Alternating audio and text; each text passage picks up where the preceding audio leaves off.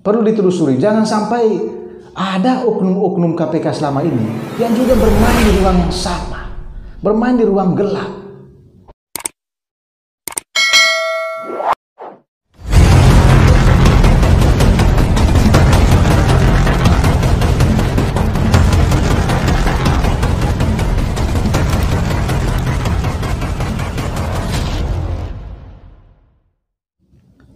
Halo sahabat-sahabatku sebangsa dan setanah, jumpa lagi dengan program kesayangan kita, Otak Bleang ya. Ya, sapu itu mulai kotor, padahal digunakan untuk membersihkan lantai. Itulah fakta yang terjadi hari ini di tubuh Komisi Pemberantasan Korupsi atau KPK. Lembaga anti rasuah yang kita percaya atau yang negara dan masyarakat percaya di Republik ini mulai kotor. Tentu berita dan peristiwa ini benar-benar menyedihkan bangsa ini. Suatu lembaga yang masyarakat dan negara percayakan untuk melakukan pemberantasan korupsi di Republik ini justru mulai kotor. Ya, meskipun ini bukan mengatasnamakan lembaga KPK ya, ada oknum di dalam tubuh KPK itu yang mulai main mata. Bahkan yang bersangkutan, penyidik KPK yang bersangkutan telah ditetapkan menjadi tersangka karena ada upaya ya, ada dugaan melakukan pemerasan terhadap Wali Kota Tanjung Balai. Ini suatu kabar, ini suatu informasi yang benar-benar menyedihkan negeri ini. Jadi jantung KPK itu mulai kropos karena ada keterlibatan oknum-oknum melakukan pemerasan. Jadi seperti yang kita ketahui bersama bahwa seorang penyidik KPK yang kini telah ditetapkan menjadi tersangka diduga melakukan pemerasan terhadap Wali Kota Tanjung Balai. Berdasarkan pemberitaan dan informasi yang disajikan media-media massa saat ini adalah penyidik KPK ini diperkenalkan oleh Wakil Ketua DPR RI ya, Aziz Syamsuddin, dan pertemuan itu dilakukan di rumah dinas Aziz Syamsuddin. Meskipun sampai dengan saat ini Aziz Syamsuddin belum memiliki status apapun dan KPK berjanji akan mendalami ya dugaan keterlibatan Aziz Syamsuddin dalam kasus ini. Karena berdasarkan pemberitaan itu yang bersangkutanlah yang memperkenalkan penyidik KPK ini ke Wali Kota Tanjung Balai. Tak main-main ya. Dana yang digelontorkan oleh Wali Kota Tanjung Balai ini untuk mengamankan kasusnya yang sedang didalami di KPK itu, beliau memberikan uang sebesar 1,5 miliar. Artinya totalnya 1,5 miliar ya. Dan itu diberikan beberapa puluh kali kepada penyidik KPK ini. Ini benar-benar menyakitkan sama sekali. Ya, memang kita ketahui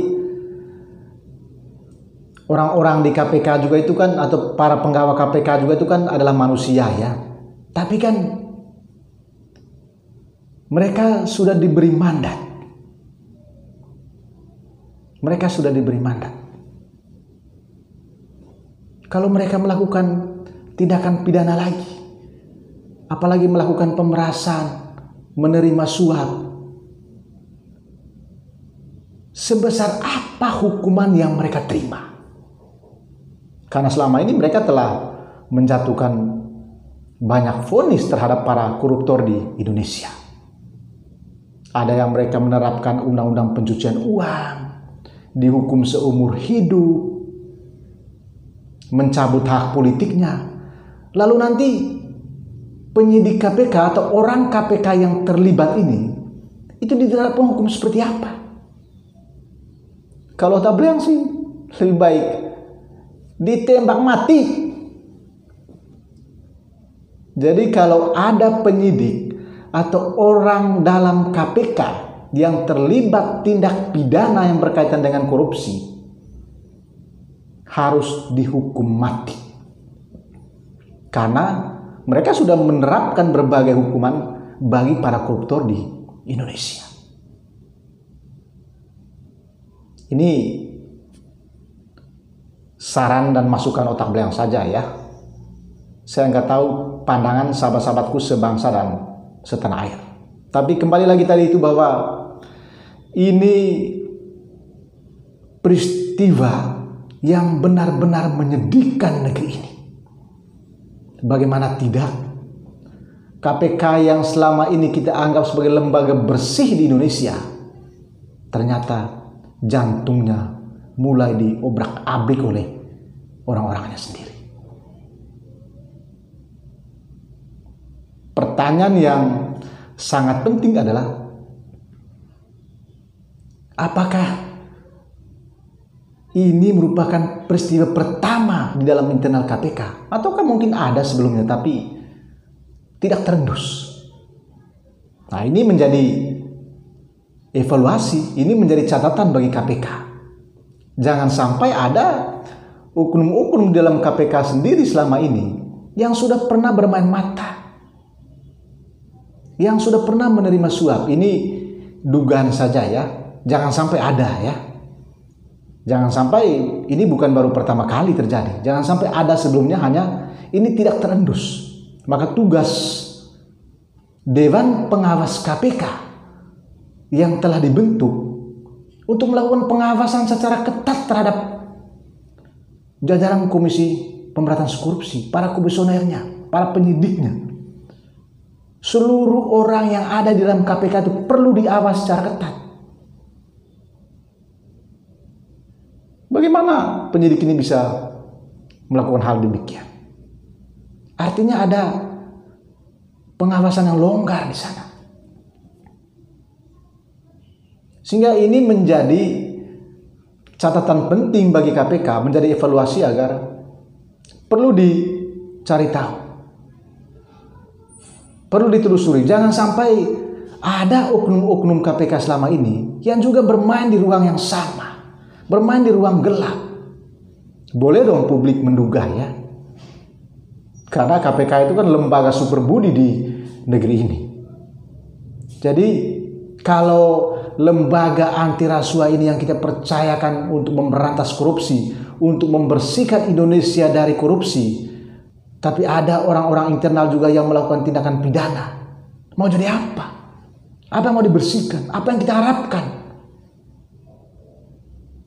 Selama ini kan publik tidak begitu respect ya, mohon maaf, tidak begitu respect dengan kejaksaan dan kepolisian. Mereka lebih menaruh harapan besar kepada Komisi Pemberantasan Korupsi. Karena kita ketahui korupsi di negeri ini sebagai suatu kejahatan luar biasa, extraordinary crime. Maka perlu tindakan-tindakan luar biasa, perlu penanganan-penanganan luar biasa agar bisa menghilangkan korupsi dari negeri ini. Ya, untuk menghilangkan mungkin susah ya, tapi sekurang-kurangnya bisa meminimalisir orang melakukan tindakan korupsi. Tapi kalau sapunya sudah mulai kotor lagi, bagaimana dia bisa membersihkan lantai? Ini menjadi evaluasi bersama. Ada apa di dalam internal KPK sampai ada penyidiknya yang mau menerima suap? Atau dengan bahasa KPK tadi itu adalah melakukan pemerasan, dugaan pemerasan terhadap Wali Kota Tanjung Balai. Dan total dananya itu tadi itu adalah 1,5 miliar. Enak banget ya. Di tengah masyarakat kita sedang mengalami kesulitan hidup. Jadi pesan yang ingin Otak Belang sampaikan kepada sahabat-sahabatku sebangsa dan setanah air, mari kita kawal terus KPK ini. Dan kita berharap KPK sendiri juga harus melakukan evaluasi secara menyeluruh, melakukan penyelidikan internal. Kan ada Dewan Pengawas di sana, mengecek benar, jangan sampai seperti yang Otak Belang katakan tadi itu, ada oknum-oknum KPK selama ini yang sudah bermain mata, hanya belum terendus. Nasibnya saja si penyidik yang sekarang ini. Karena bagi Otak Belang, ini peristiwa duka yang benar-benar membuat masyarakat Indonesia terpukul. Karena lembaga yang kita percaya, yang kita anggap sebagai lembaga yang bersih, ternyata jantungnya mulai keropos. Sapu yang kita harapkan bersih, ternyata mulai kotor. Bagaimana dia bisa membersihkan lantai agar lantai itu menjadi bersih? Sedih. Sehingga saran Otak Belang tadi itu adalah, kalau ada oknum-oknum KPK yang melakukan tindak pidana, harus dihukum mati.